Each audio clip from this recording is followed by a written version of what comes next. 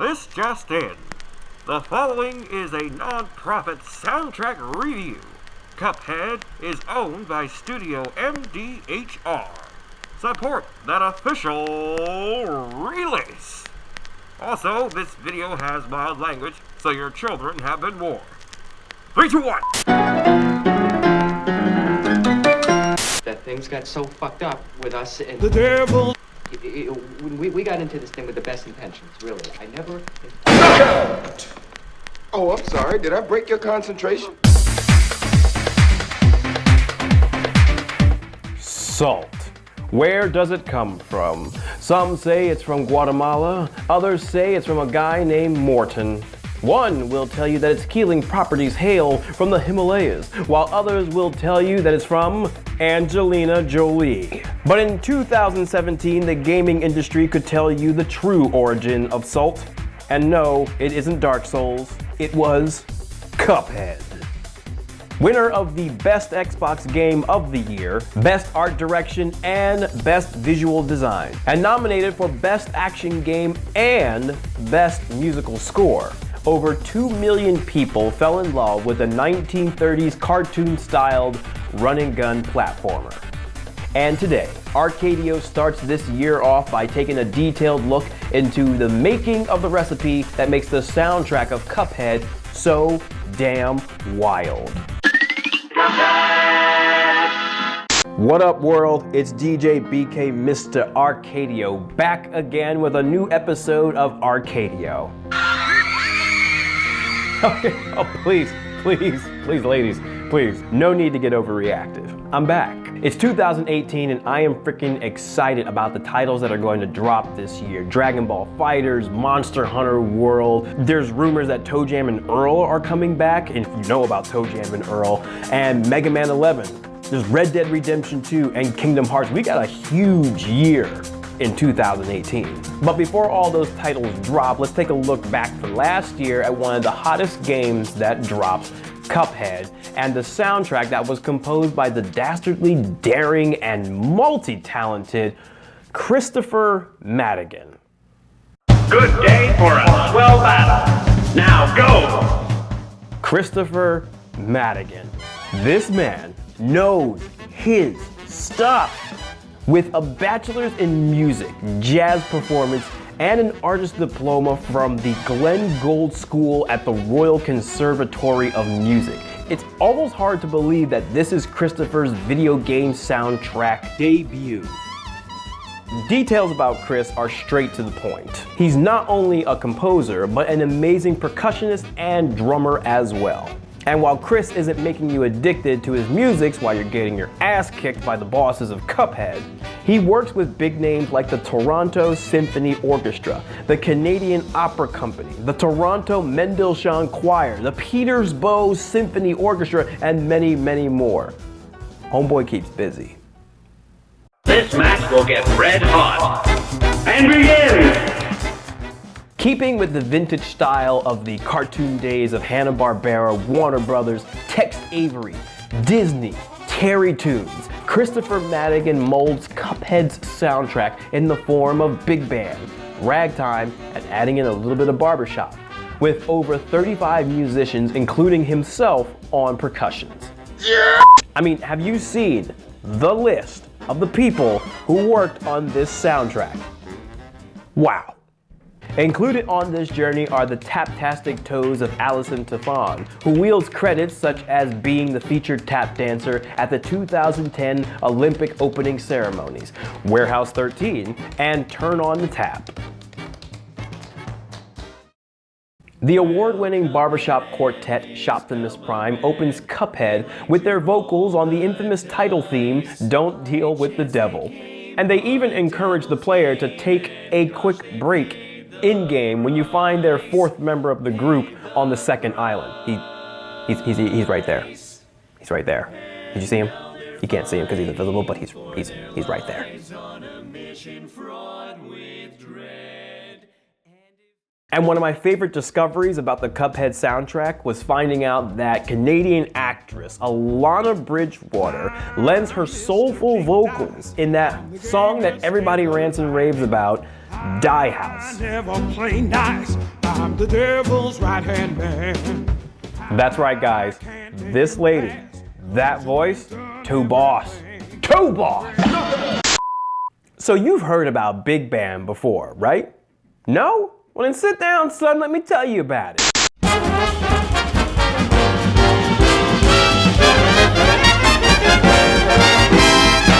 Big band grabs its origins from jazz. It's a 4-section music ensemble that is made up of 10 or more musicians. This ensemble uses a reed section, which includes instruments such as the clarinet and various saxophones. There's a brass section with trumpets, the tuba, trombones, and this is the first time I've heard of this instrument, but the flugelhorn, which looks a lot like a trumpet, and it's gotten me curious as to figure out what the difference is between the two instruments. Big band usually isn't completed without a rhythm section. So rhythm sections are pretty self-explanatory, as it provides the flow, the rhythm for the number that's being played. These sections have and are not exclusive to pianos, guitars, banjos, the bass, drums, vibraphones, xylophones, many other percussion instruments as well. The next style that Cuphead employs is ragtime. From the looks of different sources, ragtime appears to be a style that just usually consisted of the piano. Yet over time, ragtime bands became more and more elaborate, and they brought some more instruments into the picture. In addition to the piano, ragtime bands included a family of woodwinds like flutes, clarinets, and piccolo. The brass family, in addition to trombones, tubas, and probably trumpets and flugelhorn, included the cornet. And ragtime bands had a string section with violins, violas, and the cello. Ragtime bands also had a rhythm section.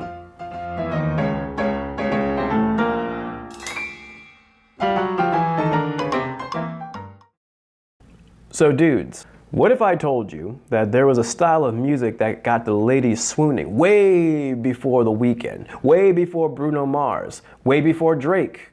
That style, my friends, was barbershop. In the early 1900s, barbershop vocal harmony was wildly popular. Consisting of 4 singers, unless you're doing a barbershop choir, the leads always sing the melody.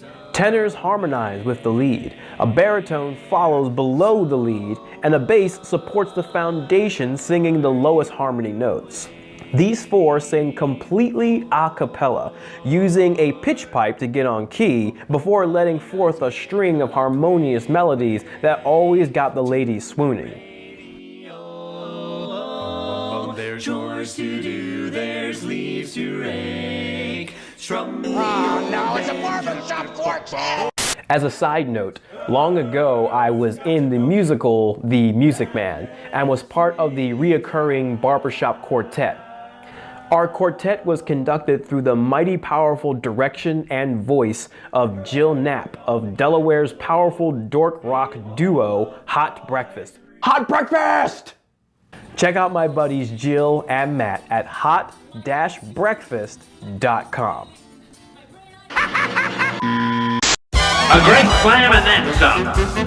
It's on! The thing that I love about Cuphead's soundtrack is that the tracks technically don't loop.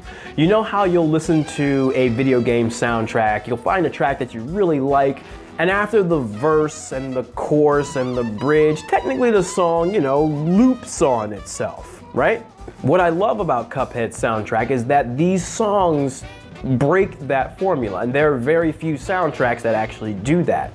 So almost every track in Cuphead has a definitive beginning, middle, and end. And each song literally takes you on a journey filled with great solos, urgency, calm moments, and you never know what to expect, which makes you want to listen to these songs over and over again. There are so many tracks I've fallen in love with. Straight from the introduction with the explosive start with the drums and horns to Botanic Panic and Ruse of an Ooze, which have the same rhythm section, but the distinctions between the two make them a lot of fun to listen to. And they've slowly become two of my favorite songs on the soundtrack.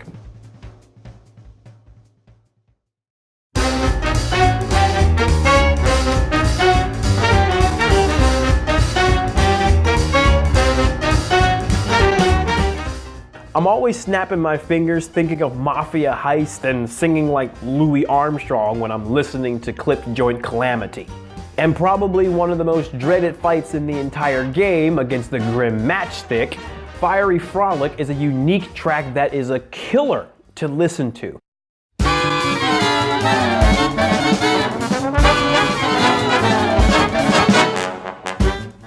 I spotlight this track because it has a lot of great solos in it and it's so freaking enjoyable. In my opinion, this is one of the tracks where the talents of Christopher's composition and the musicians really shine out. Take a listen to this.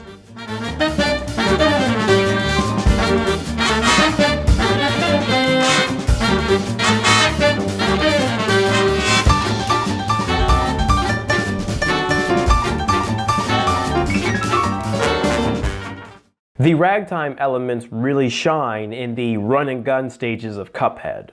The ragtime tracks are so simple and easy to listen to. One of my favorite ragtime tracks of Cuphead is Forest Follies because of that simplicity.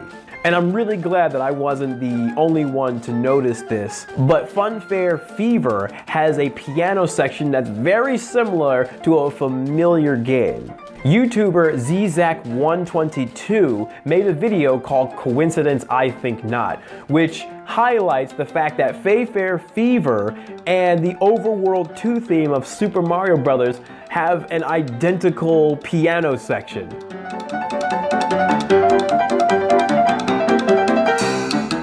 Check out the video link below and listen to the two similarities between the tracks. It's just a lot of fun to discover that even if it wasn't on purpose, games hold these tributes, these candlelights to games from the past by doing just these simple things with music, the characters, just something to put a smile on your face to say like, hey, you know what?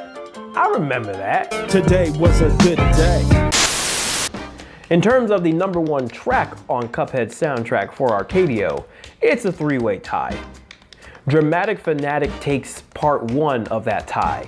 This whole track is a blast to listen to, and primarily because of the show-stopping tap solos done by Alison Tefon. They're just killer good, man.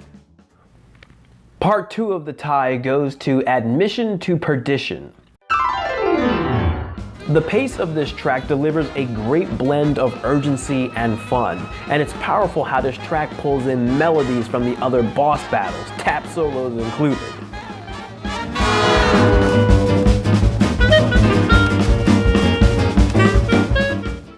And to top off this tying trio, One Hell of a Time takes the cake.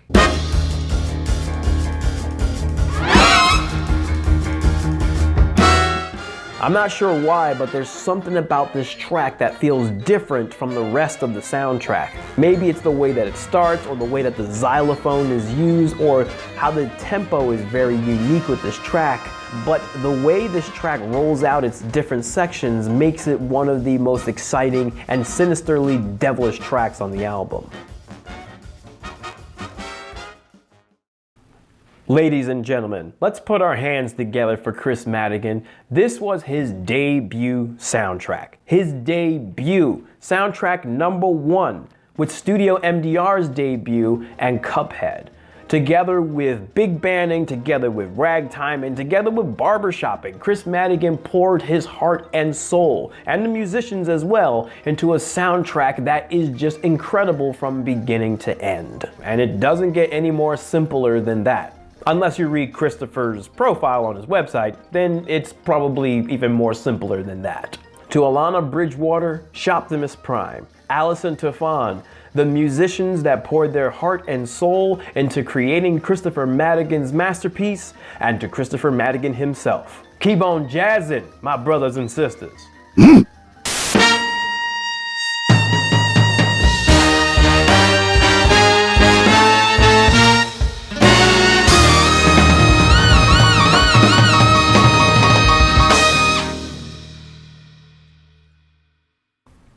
that's it, cats and kittens, for this episode of Arcadio. I want to thank each and every one of you for watching these past 4 episodes. Because of you all, Arcadio has reached over 1,000 views, has been shared all over, and there are tons of likes. And likes are good. Likes are good. As always, DJ BK Mr. Arcadio really appreciate it if you like, comment, and subscribe to Arcadio. I also want to give a special shout out to all the musicians who have asked me to take a look at their music and review them on this channel. The idea that I have to showcase your music is coming up, so stick tuned to this channel. So tell me something, what's your favorite track on Cuphead? Do you dig the big band pieces, the ragtime pieces, the barbershop? Which track had you pulling out your hair because you had to repeat the boss battle over and over and over again? Throw that down in the comments. Let's talk about it. There's more on the way, folks, and once again, I'm DJ BK Mr. Arcadio. Deuces.